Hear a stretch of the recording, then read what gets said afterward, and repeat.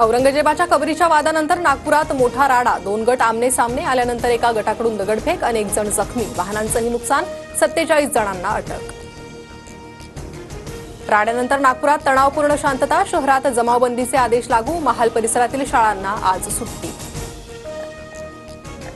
काही लोकांनी हे प्लॅनिंग करून केलं असावं, हिंसा नेमकी कशी झाली याची चौकशी सुरू, योगेश कदम यांची माहिती.